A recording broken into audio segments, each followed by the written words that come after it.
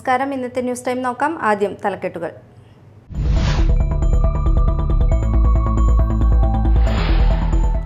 മലക്കപ്പാറ പാതയിൽ കാട്ടുകൊമ്പൻ കബാലി വാഹനങ്ങൾ തടഞ്ഞു. മണിക്കൂറോളം ഗതാഗതക്കുരുക്കുണ്ടായി. ടൂറിസ്റ്റുകളും മറ്റു യാത്രക്കാരും കാടിനകത്തു കുടുങ്ങി.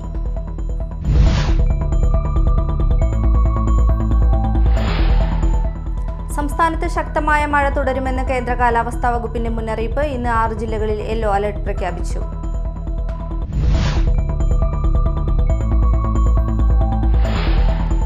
കൊടകര ആലത്തൂരിൽ ഗുണ്ട ആക്രമണം. യുവാവിന് പരിക്കേറ്റു. ആലത്തൂർ തൊണ്ടപ്പിള്ളി വീട്ടിൽ സുഭാഷിനാണ് പരിക്കേറ്റത്.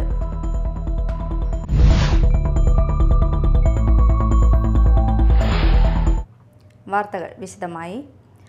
ആനമല അന്തർസംസ്ഥാന പാതയിൽ കാട്ടുകൊമ്പൻ കബാലി വാഹനങ്ങൾ തടഞ്ഞിടുന്നത് പതിവാകുന്നു. ഇന്ന് രാവിലെ മലക്കപ്പാറ പാതയിൽ 3.5 മണിക്കൂറോളം കബാലി വാഹനങ്ങൾ തടഞ്ഞിട്ടു.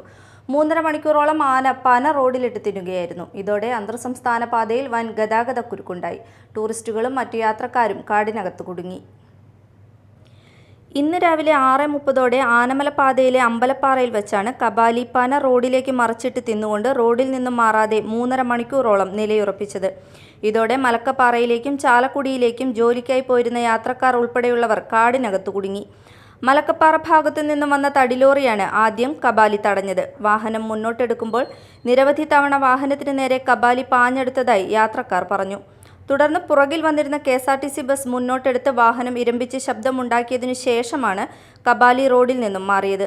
കുറച്ചു നാളുകളായി കാനനപാതയിൽ കബാലി എന്ന കാട്ടുകൊമ്പൻ വാഹനങ്ങൾ തടയുന്നതും ആക്രമിക്കാൻ ശ്രമിക്കുന്നതും പതിവായിരിക്കുകയാണ്. ദിവസവും കാട്ടുനിരത്തിലിറങ്ങി വാഹനങ്ങൾ തടഞ്ഞ് ആക്രമണ സ്വഭാവം കാണിക്കുന്ന കൊമ്പനെ കാടുകയറ്റണമെന്ന ആവശ്യം ശക്തമാവുകയാണ്. Media time, Chalakudy. സംസ്ഥാനത്ത് ശക്തമായ മഴ തുടരുമെന്ന് കേന്ദ്ര കാലാവസ്ഥാ വകുപ്പിന്റെ മുന്നറിയിപ്പ്. ഇന്ന് 6 ജില്ലകളിൽ യെല്ലോ അലർട്ട് പ്രഖ്യാപിച്ചു. തിരുവനന്തപുരം, കൊല്ലം, ആലപ്പുഴ, കോഴിക്കോട്, കണ്ണൂർ, കാസർഗോഡ് ജില്ലകളിലാണ് യെല്ലോ അലർട്ട് ഉള്ളത്. കേരള, തമിഴ്നാട് തീരങ്ങളിൽ ഉയർന്ന തിരമാലകൾക്ക് സാധ്യതയുള്ളതിനാൽ കേരള, കർണാടക, ലക്ഷദ്വീപ് തീരങ്ങളിൽ മത്സ്യബന്ധന വിലക്ക് തുടരുകയാണ്. കൊടകര ആലത്തൂരിൽ ഗുണ്ട ആക്രമണം. യുവാവിന് പരിക്കേറ്റു. ആലത്തൂർ തൊണ്ടപ്പിള്ളി വീട്ടിൽ സുഭാഷിനാണ് പരിക്കേറ്റത്. ഉടുമുണ്ടിൽ കല്ല് കെട്ടിയാണ് ഇയാളെ അടിച്ചതെന്ന് ആരോപണം. കാപ്പ പ്രകാരം കൊടകര പോലീസ് നാടുകടത്തിയ ആലത്തൂർ പേരാട്ട് വീട്ടിൽ സതീഷിന്റെ 2ാമത്തെ മകൻ അജ്വൽ, കൊടകര അഴകം പാട്ടത്തിൽ വീട്ടിൽ വിഷ്ണു, കൊളത്തൂർ കിഴക്കേപ്പുരയ്ക്കൽ സുരേഷ് കുമാറിന്റെ മകൻ ദേവഹർഷൻ എന്നിവരെ സംഭവവുമായി ബന്ധപ്പെട്ട് കൊടകര പോലീസ് അറസ്റ്റ് ചെയ്തതായി സൂചന. കാപ്പ പ്രതി സതീഷ് ഒളിവിലാണ്. സംഘടനത്തിൽ പരിക്കേറ്റ സുഭാഷിനെ മെഡിക്കൽ കോളേജ് ആശുപത്രിയിൽ പ്രവേശിപ്പിച്ചു. ഭാരതത്തിലെ 10ാമത്തെ ക്രൈസ്തവ ദേവാലയമായ അമ്പഴക്കാട് ഫെറോന പള്ളിയിൽ മാർ തോമസ് ശ്ലീഹായുടെ ദുഃഖ്രാന തിരുനാളിന് കൊടിയേറി. മാനന്തവാടി രൂപതാ സഹായ മെത്രാൻ അലക്സ് താരാമംഗലം കൊടിയേറ്റം നിർവഹിച്ചു. തുടർന്ന് തിരുനാൾ പ്രസിദ്ധേന്തി വാഴ്ച നടത്തി. വികാരി ഫാദർ സെബാസ്റ്റ്യൻ നടവരമ്പൻ, അസിസ്റ്റന്റ് വികാരി ഫാദർ എഡ്വിൻ ചക്കാലമറ്റത്ത്, കൈക്കാരന്മാരായ ഷൈജൻ കൂനൻ, ബിജു മാടപ്പള്ളി, സേവി കാച്ചപ്പള്ളി, തിരുനാൾ ജനറൽ കൺവീനർ മാർട്ടിൻ മേനാച്ചേരി, തിരുനാൾ കമ്മിറ്റി കൺവീനർമാർ, ഇടവക അംഗങ്ങൾ എന്നിവർ സന്നിഹിതരായിരുന്നു. ഇന്ന് വൈകിട്ട് വിശുദ്ധന്റെ കൂട് തുറക്കൽ, പ്രസിദ്ധേന്തി വാഴ്ച എന്നിവ നടക്കും. ജൂലൈ 3 ദുഃഖ്രാന തിരുനാൾ ദിനത്തിൽ രാവിലെ വിശുദ്ധ കുർബാനയ്ക്ക് വികാരി റവറൻ ഫാദർ സെബാസ്റ്റ്യൻ നടവരമ്പൻ കാർമ്മികത്വം വഹിക്കും. തിരുകർമ്മങ്ങൾക്ക് ശേഷം വിശുദ്ധന്റെ രൂപം പള്ളിയിൽ നിന്നും പന്തലിലേക്ക് എഴുന്നള്ളിച്ചു വെക്കൽ, തുടർന്ന് നേർച്ചയൂട്ട്, തിരുനാൾ പ്രദക്ഷിണം എന്നിവ നടക്കും. പ്രധാന വാർത്തകൾ വീണ്ടും.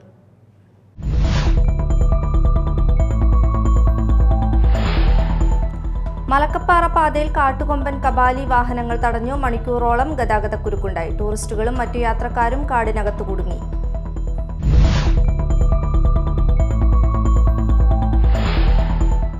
സംസ്ഥാനത്ത് ശക്തമായ മഴ തുടരുമെന്ന് കേന്ദ്ര കാലാവസ്ഥാ വകുപ്പിന്റെ മുന്നറിയിപ്പ്. ഇന്ന് 6 ജില്ലകളിൽ യെല്ലോ അലർട്ട് പ്രഖ്യാപിച്ചു.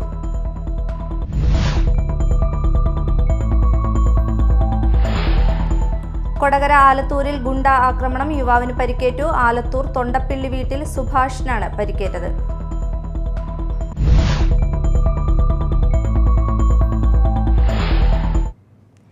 ഇതോടെ ന്യൂസ് ടൈം സമാപിച്ചു. നമസ്കാരം.